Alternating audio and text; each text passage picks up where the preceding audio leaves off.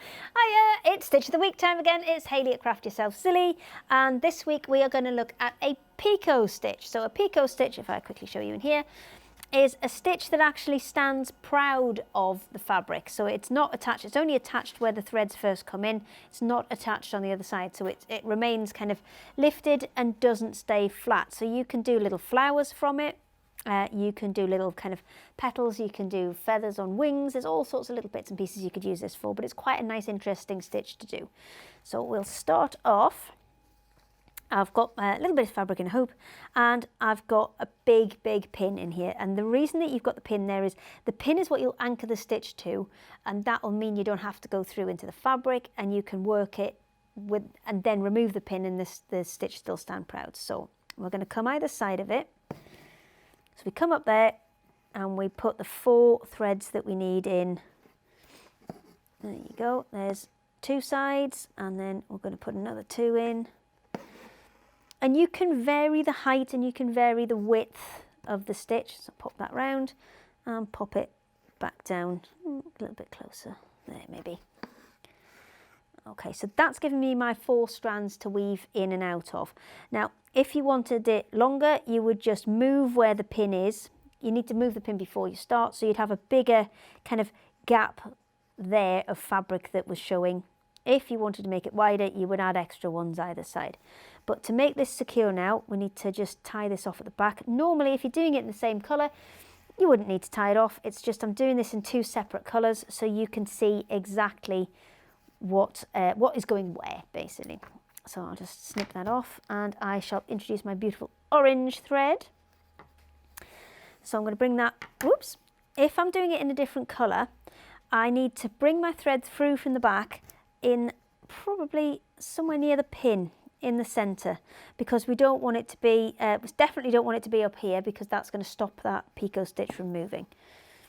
Now, a great tip for doing this is to actually use the back of the needle where it's a bit blunter, because that will allow you to thread it through those stitches without actually splitting the strands.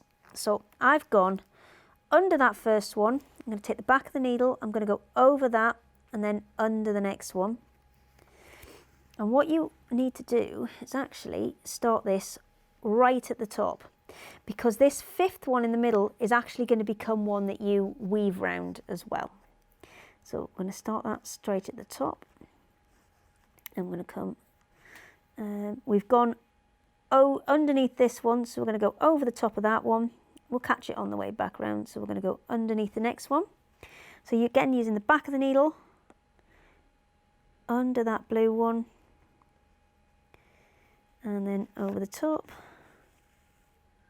Oops, I see what I've done there is I've actually, because I'm upside down and a bit back to front, I've actually kind of created a little loop and a little knot there. So I'm just going to slide that needle back through there, so I've got a nice flat weave on that.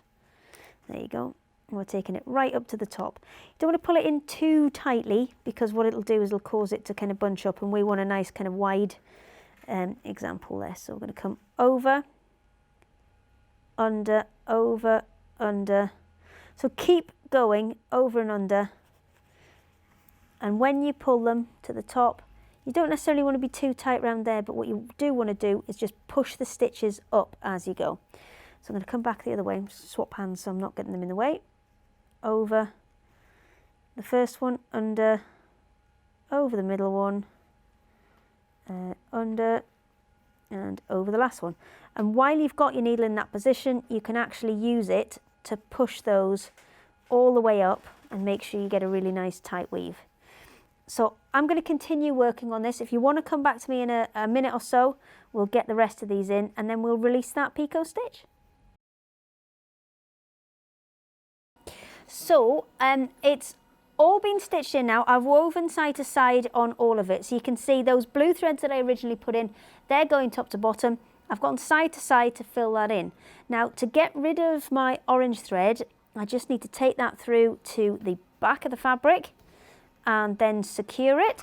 So let me just flip that over, and we'll secure that off on this side very, very quickly. Oops. That'll do for now, because it's just an example one. And then to reveal that picot stitch and allow it its movement, what I need to do is just take out that pin, and you'll see that now stands completely proud of the background fabric. So you can build up some really, really interesting effects with this. So that's a picot stitch. I'm really sorry about all the odd noises that you might hear in here, but this is a working kind of business, and we do have things going on. So I apologise if you hear any strange noises, but stuff's got to be done. So it's absolutely fine. And we like to bring you Stitch of the Week every week. So in order to do that, it has to be done during work hours. So that's your picot stitch. And you can have a look again in some of these examples where you can see you've got a really nice movement and texture caused by that. Now it's within our Woven Work Stitch-onary. You can find lots of other stitches on YouTube, lots of tutorials that we've done on there, or you can actually find the Woven Stitch Stitch-onaries on our website, which is craftyourselfsilly.com.